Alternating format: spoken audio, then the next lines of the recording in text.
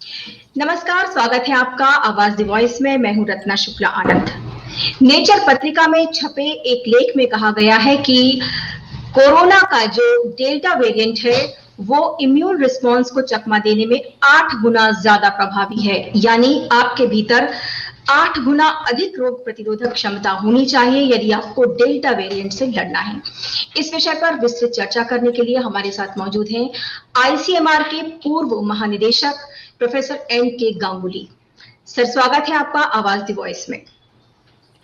Actually ये data बहुत ही science based data है, क्योंकि जो डेल्टा वेरिएंट है उसमें कुछ म्यूटेशंस ऐसे हैं कि जो कि इम्यून इवेशन करने में सक्षम है वो, और ये कई तरीके से करते हैं।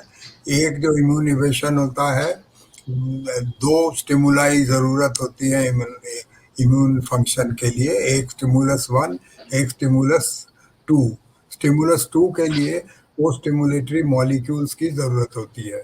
तो ये वायरस जो है वो स्टिमुलस 2 को चकमा दे देता है और फिर उसमें वो इसको रिकॉग्नाइज नहीं करते, तो उसमें इम्यून रिस्पॉन्स को ये इवेट करने में सक्षम होता है। लेकिन एक बात ये भी सही है कि अगर आपने 2 डोज वैक्सीन लिए हैं तो जो लाइव डाटा शो करती है उसमें ये शो करती है कि आप हॉस्पिटल जाने से बचेंगे, करीब 60% के आप हॉस्पिटल जाने से बचेंगे, और आपको सीवियर इन्फेक्शन जिससे आप मरते हैं वो भी करीब करीब ना के बराबर होगी अगर आपने 2 डोजेस लिए हुए हैं वैक्सीन के। और अब इंडिया में भी अभी डाटा आया है कि करीब 2/3 लोग जो अभी हॉस्पिटल में एडमिटेड हैं कोविड से, उन्होंने वैक्सीन नहीं लिया है। और यूनाइटेड स्टेट्स में भी जो डाटा है वो ये दिखाता है कि अभी वहाँ का जो पैंडेमिक है वो अनवैक्सीनेटेड लोगों में है। तो इसका मतलब ये नहीं है कि वैक्सीन न लो, वैक्सीन काम नहीं करती, वैक्सीन काम करती है। लेकिन जो कुछ तथ्य और आए हैं जिससे कि हमें पता चलता है कि हम इससे उभरे। हम अभी फाइजर और मॉडर्ना ने यूएस एफडीए के पास अपना डाटा डाला है, उसका प्री प्रिंट अभी अभी आया है। उसमें उन्होंने ये बोला हुआ है कि करीब 6 महीने में 80% इम्यूनोलॉजी जो न्यूट्रलाइजिंग इम्यूनोलॉजी कैपेसिटी है वो घट जाती है जो वैक्सीन अभी दे रहे हैं वो। तो वो रेकमेंड करते हैं कि हमें परमिशन दी जाए बूस्टर डोज देने की 6 महीने या 8 महीने के बाद। तो ये जो बूस्टर डोज वाला डाटा है ये बहुत ही इंटरेस्टिंग डाटा है। इजराइल ने बूस्टर डोज पॉपुलेशन को दे दिया है जो लाइव डाटा कलेक्ट करके। तो वहाँ पर ये दिखा है कि करीब ज़्यादातर पॉपुलेशन को 6 से 8 महीने में एंटीबॉडीज बहुत घट जाती है जो प्रतिशोध की क्षमता रखती है वैक्सीनेशन के बाद। उनके यहाँ पर फिर आउटब्रेक स्टार्ट हो गया था, लेकिन उन्होंने फिर जब करीब कॉपुलेशन को बूस्टर डोज दे दिया है, और दे देने से उनकी पॉपुलेशन जो है वो सुरक्षित है।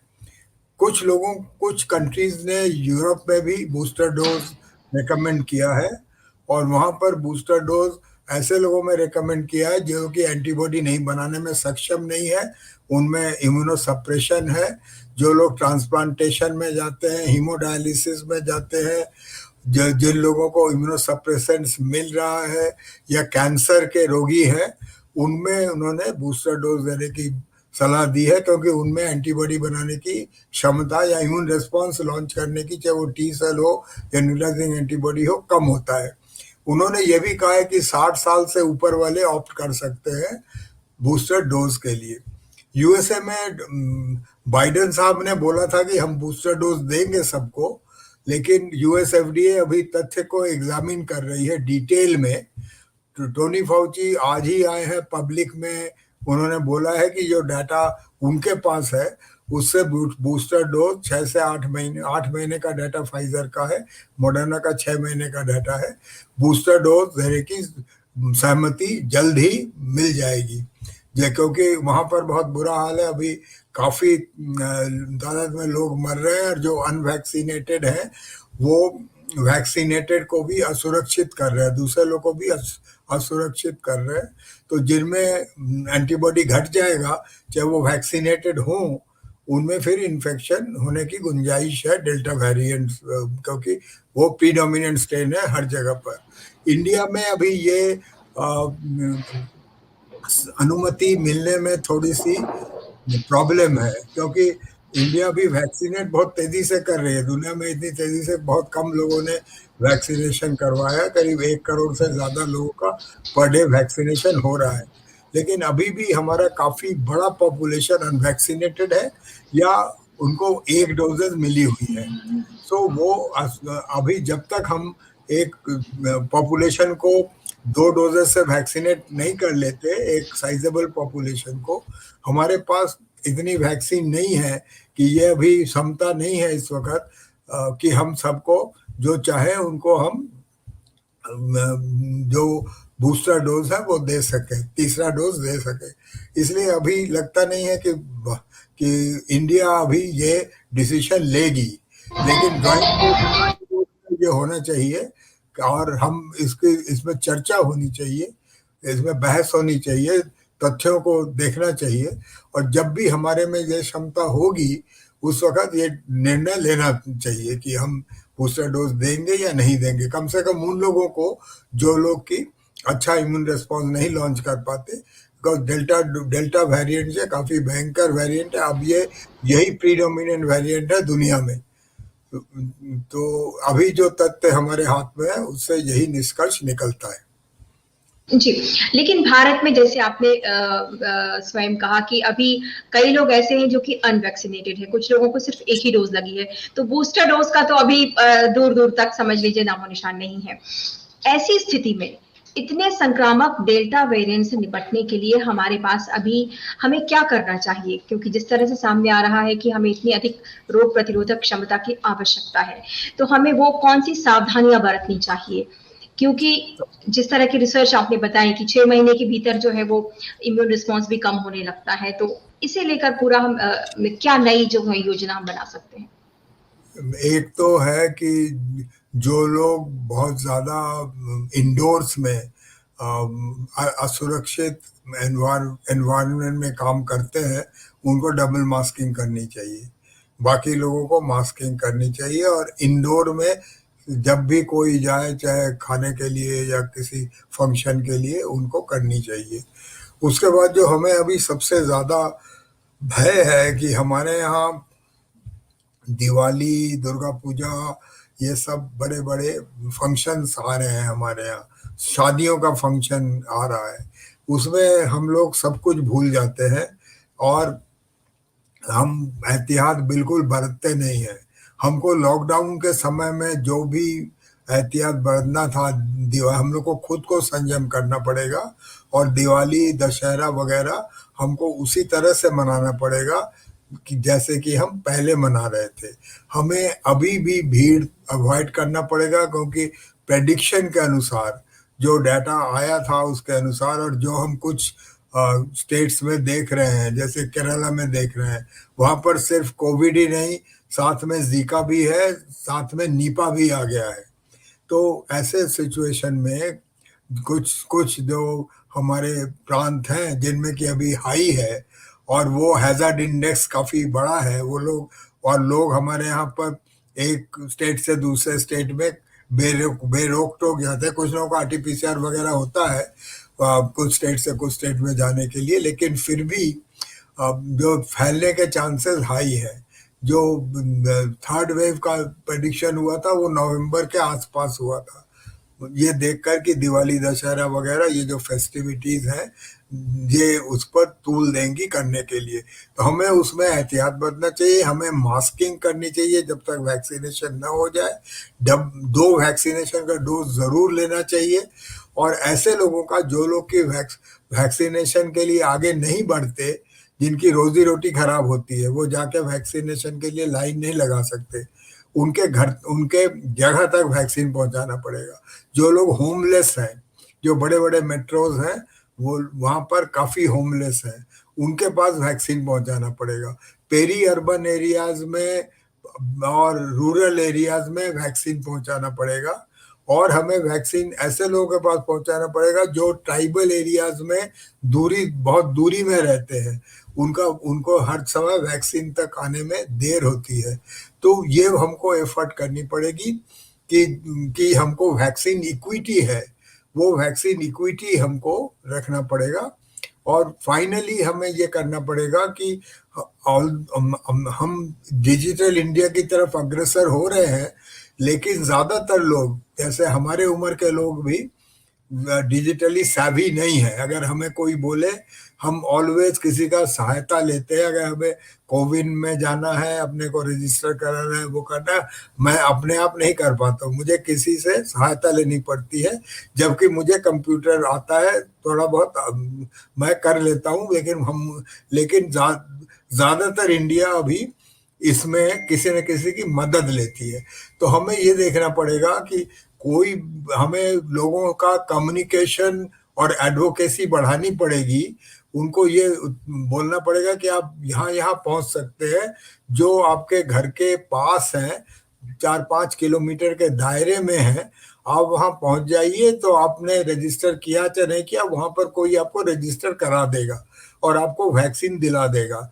इस तरह से हमें वैक्सीन जब देते हैं हम, उसकी हमें काफी इजी कर देना पड़ेगा, जिससे कि जिन लोगों को ये तकलीफ होती है उनको मिल सके। तो ये हमारी सलाह है इस वक्त, क्योंकि हम एक बहुत डिफिकल्ट दौर से गुजरेंगे अभी कुछ महीने में, सितंबर अक्टूबर में।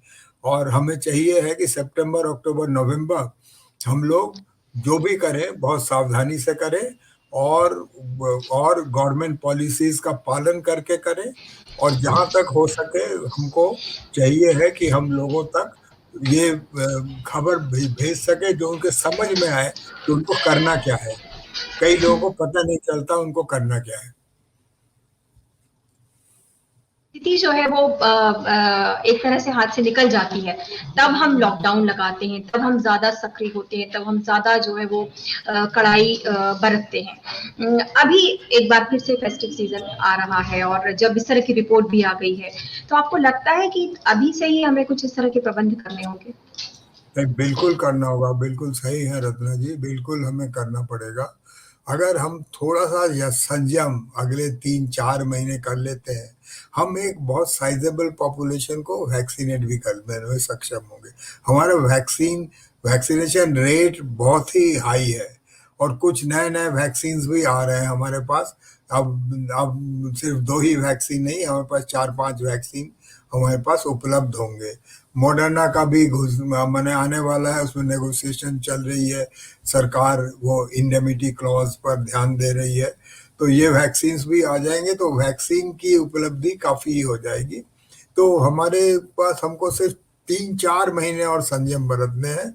उसके बाद हम जो ग्लोबल एहतियात हैं और जो डाटा हमारे पास आएगा, उसके अनुसार हम हर साल बूस्टर डोज देने की व्यवस्था करें। हम क्लासरूम्स वगैरह को बढ़ाएं, क्योंकि कोरोना अभी एंडेमिक है। हमारे घर में नहीं होगी, लेकिन अफ्रीका में हो सकती है, दूसरे कंट्रीज में हो सकती है, जिनको वैक्सीन नहीं मिला है उनके वहां पर हो सकती है। तो इसलिए और लोग आजकल हवाई जहाजों में दूसरे में यातायात करते हैं, एक जगह से दूसरी जगह में। जैसे पहले जब कोरोना चाइना में आई थी, कितनी जल्दी फैल गई। जी। तो हमको सिर्फ हमें अपने ही यहाँ नहीं, हमको ऐसे चीजें रखनी पड़ेगी ऑन द ग्राउंड, कि जिससे कि हम जहाँ पर भी कहीं हो, हम कोशिश करें कि वहां पर भी इसका उन्मूलन हो। और हम वैक्सीन वगैरह अब निर्यात करके लोगों को, अभी जो सबसे बड़ी चीज है, जो पीटर होटेस जो बेलर कॉलेज के हैं, उन्होंने इसको एक्नॉलेज किया है कि भारत का अवदान जो दुनिया में कोरोना के उन्मूलन में या निर्मूलन में है, वो बहुत ही बड़ा अवदान है। वायरस जो भारत ने जो वैक्सीन बनाए हैं, चाहे उन लाइसेंस लेके बनाए हैं ज्यादातर वैक्सीन, लेकिन बनाया है और उसको उपलब्ध करा है इतने बड़े पॉपुलेशन के लिए। कुछ आसपास के कंट्रीज में भी भेज रही है, भेजने की कोशिश कर रही है। और कोवैक्स प्रोग्राम में भी भाग ले रही है। तो भारत का योगदान दुनिया में कोरोना के फाइट के लिए बहुत महत्वपूर्ण होगा और जी इसको दुनिया सराहेगी भी। लेकिन हमको अपने को बचा के रखना है। जब तक दुनिया में जैसे पोलियो है, अगर एक देश में भी पोलियो है, सारा विश्व उसके खतरे में है। जी तो उसी तरह से कोरोना अगर कहीं भी है तो सारा विश्व उसके खतरे में है। तो अभी ये एंडेमिक हो रहा है, धीरे धीरे नए नए वेरिएंट्स आ रहे हैं, वेरिएंट्स ऑफ इंटरेस्ट आ रहे हैं, वेरिएंट्स जी ऑफ कंसर्न आ रहे हैं। इनमें सर्विलेंस हो रही है। सर्विलेंस हमको बिल्कुल और मजबूत करना है। हमको डायग्नोस्टिक्स कोने कोने में उपलब्ध कराना है, जिससे लोग अपने आप कर सकें और उसके बाद रिपोर्ट कर सके। स्टिग्मा हटाना है इसमें से, कि लोगों को जो डर लगता है कि कल हम काम में नहीं जा पाएंगे अगर हमारा कोरोना निकल जाएगा, स्टिग्मा जी हटाना है। और इसमें ऐसे सिस्टम्स करने हैं कि हमारी इकोनॉमी भी खुल जाए और हम सुरक्षित भी रहें। जी सर, इस रिपोर्ट में एक बात और कही गई है कि जो ऑक्सफोर्ड एस्ट्राजेनेका की जो वैक्सीन है, जिसको कोविशील्ड कहा जाता है, और साथ में फाइजर, ये दोनों इतनी प्रभावी नहीं है। तो इस पर क्या कहेंगे? क्योंकि इससे तो एक लोगों के भीतर एक शंका पैदा होगी कि कोविशील्ड लेना चाहिए या नहीं लेनी चाहिए, या फाइजर लेनी चाहिए। देखिए, बेस्ट वैक्सीन सभी फाइजर है, फाइजर या मॉडर्ना है। लेकिन उसमें भी हमको कोई भी वैक्सीन बिल्कुल ऐसा नहीं है कि जिसमें कि कोई कंसर्न्स नहीं आ रहे हैं। अभी फाइजर के वैक्सीन में ये आया हुआ है कि कुछ एक परसेंटेज ऑफ लोगों को कार्डियोवैस्कुलर सिम्टम्स हो रहे हैं वैक्सीन लेने के बाद। इसलिए ये एक एडवाइजरी आया है कि ज़्यादा एक्सरसाइज ना करें वैक्सीन लेने के बाद थोड़े दिन, जिम वगैरह में हेवी एक्सरसाइज ना करें, आपको प्रॉब्लम है। दो एक डेथ से हर वैक्सीन से होती है। ये ज़रूर है कि फाइजर के वैक्सीन में इम्यून रेस्पॉन्सेस थोड़े से अच्छे होते हैं कोविशील्ड से। लेकिन कोविशील्ड भी बहुत लोगों में मिल चुका है दुनिया में, यूरोप में मिल चुका है, जो मिडिल ईस्ट में मिल चुका है। लाखों लाखों लोगों को, मिलियंस ऑफ लोगों को कोविशील्ड मिल चुका है। और उसमें भी डाटा है करीब 60% ये सुरक्षित है डेल्टा वेरिएंट्स के अगेंस्ट में भी। तो हम तो बोलेंगे कि आपको जो वैक्सीन उपलब्ध है वो लीजिए, लेकिन जरूर लीजिए और दोनों डोज लीजिए, एक डोज जी लेके ना बैठ जाइए। जी सर, जो डेल्टा वेरिएंट है उसमें उसके लक्षण क्या हैं? क्योंकि ये शुरुआती दौर में समझ नहीं आता, कुछ दिन के बाद जो है वो इसके लक्षण दिखते हैं, और तब तक लोग संक्रमित होते रहते हैं, जिस व्यक्ति को संक्रमण है। एक्चुअली डेल्टा वेरिएंट में जो जो नई चीजें आई हुई हैं डेल्टा वेरिएंट में, इसमें इसमें सिवियरिटी थोड़ी सी ज्यादा होती है। ठीक है, थोड़ा सा मास्क होता है कुछ लोगों में, वो इसलिए है कि कई मैंने बहुत ज्यादा परसेंटेज इंडिया में लोगों में अब एंटीबॉडी आ गई है थोड़ी बहुत। उनको इन्फेक्शन हो गया, उनमें बेसलाइन एंटीबॉडीज भी, आईसीएमआर का सर्वे है, दूसरे सर्वेज है जहां बोलता है 68% लोगों को अब एंटीबॉडी, कुछ ना कुछ मात्रा में एंटीबॉडीज आई हुई है। तो थोड़ी मास्किंग होगी, लेकिन इसमें बड़ा सीवियर होता है और सीवियर ऑर्गन इन्वॉल्वमेंट भी होता है, किडनी इन्वॉल्वमेंट, हार्ट इन्वॉल्वमेंट। कुछ लोगों में ब्रेन फॉगिंग होती है, ब्रेन मेमोरी जाती है। कुछ लोगों में गुलियन बैरे जैसा वो होता है। कुछ लोगों में स्ट्रोक होता है, पैरालिसिस होती है, और लंग में बहुत ही सीवियर निमोनिया होता है, जो कि पहले वेरिएंट से नहीं होता था। इसमें जो टाइम पीरियड है वो भी घट जाता है। सबसे जो खतरनाक चीज है कि ये बच्चों में भी इन्फेक्शन करती है। अभी यूएस में ज्यादातर बच्चों का आईसीयू भरा हुआ है, कि बच्चों का हमारा डेफिनेशन 18 साल तक के बच्चों का। जी तो ये अब वहां पर बच्चों के बेड मिल नहीं रहे हैं। तो पहले वाले इन्फेक्शन में ये नहीं था, जो चाहे वो यूके स्ट्रेन था या वुहान स्ट्रेन था, उसमें जी ये इतना नहीं था। ये बच्चों में भी हो रही, यंगर लोगों में हो रही, यंगर एडल्ट्स में हो रही है। तो ये इसका परिचय है अभी। आगे आगे जो चीजें, जो सीवियर, जो न्यूरोलॉजिक सिम्टम्स हैं जो हो रहे हैं, वो खतरनाक है। जो कार्डियक सिम्टम्स हो रहे हैं वो खतरनाक है। तीसरा ये जो लंग्स में है, ये दो सेल्स को जोड़ के उनको कोआलेस करके उसमें घुस जाता है, तो लंग में जो सिम्टम्स है वो काफी सीवियर होती है। सम और अदर ये जो इंडिया में जो इसका जो भीषण वो है वो थोड़ा सा कम है, इतना जितना हमको यूरोप में यूनाइटेड स्टेट्स में दिखता जी है जी उस तरह का सीवियरिटी इंडिया में बराबर ही कोरोना वायरस से कम रहा है इंडिया में। जी लेकिन फिर भी ये जो वायरस है ये बहुत ही खतरनाक वायरस है, मल्टी ऑर्गन को करता है। इंडिया में भी मैं जानता हूँ कुछ लोगों को तो इतना सीवियर हुआ है कि वो फेस डाउनवर्ड्स पैरालाइज भी हो गए हैं। तो ये जी जो बट ऐसे थोड़े से रेयर सिम्टम्स हैं लेकिन खतरनाक सिम्टम्स हैं। तो कोविड में अभी जो मैनेजमेंट्स हैं ये भी काफी सुधर गई हुई है, डेथ के रेट्स कम हुए हैं, और कोई 4 5 7 स्टेट्स को अगर छोड़ दें बाकी स्टेट्स में अभी काबू में है। तो यहाँ पर हमें देखना पड़ेगा कि ये इनमें न फैल जाए, और जहाँ पर है वहां पर हम इसको घटाने में सक्षम हो। तो हमको इसी से जी जी तो ज्यादातर हम लोगों को देखना पड़ेगा कि हम जो असुरक्षित हैं, जो गरीब हैं, जो नर्सिंग होम्स में हैं, जो कन्फाइनमेंट्स में हैं, ऐसे लोगों को हम सुरक्षा प्रदान करें, बिकॉज ऐसे लोग बड़े असहाय हैं, उन लोगों के पास सुरक्षा सब समय हासिल नहीं होती, तो ऐसे लोगों को हमको देखना पड़ेगा। जी सर, इसी से जुड़ा सवाल है कि यूएस में इतने सारे बच्चों पर इसका असर हुआ है, भारत में जो है मिक्स्ड जो है एक तरह का रिएक्शन है कि बच्चों के भीतर रोग प्रतिरोधक क्षमता ज्यादा होती है, बच्चों के स्कूल्स खोले जा रहे हैं। आपको लगता है कि ये निर्णय सही होगा, जबकि डेल्टा वेरिएंट के बारे में कहा जाता है कि इतना अधिक संक्रामक है, तो आपका इसमें क्या देखिए बच्चों का, इंडिया में बच्चों को हम लोगों ने काफी देर तक स्कूल नहीं खोला है, बाकी लोगों ने बहुत पहले खोल दिया था, तो उनके एक्सपीरियंस से हम सीख सकते हैं।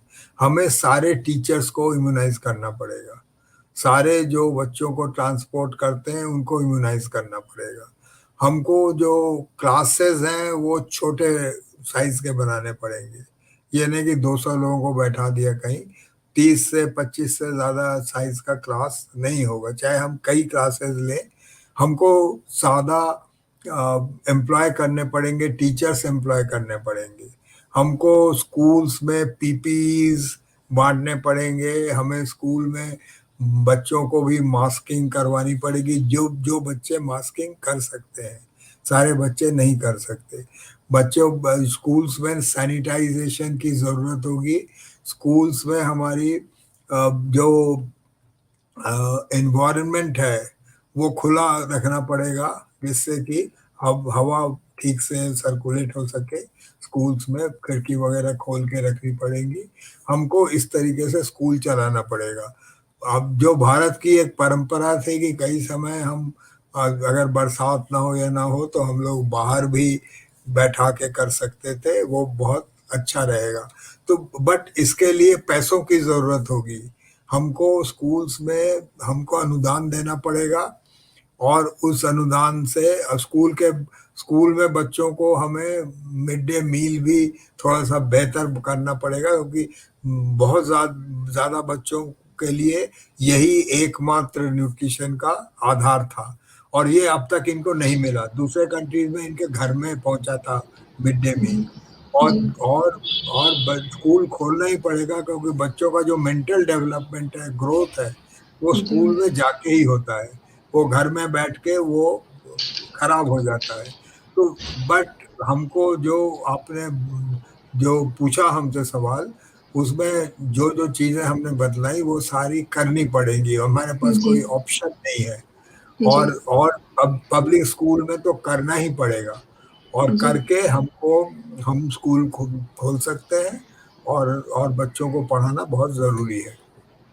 जी डॉक्टर साहब, इस महत्वपूर्ण जानकारी देने के लिए आपका बहुत बहुत शुक्रिया। आपसे बाद में भी हम अन्य विषयों पर चर्चा करते रहेंगे कोविड से संबंधित। आपका बहुत बहुत शुक्रिया आवाज़ वॉइस में आने के लिए। Thank you Ratna ji, thank you.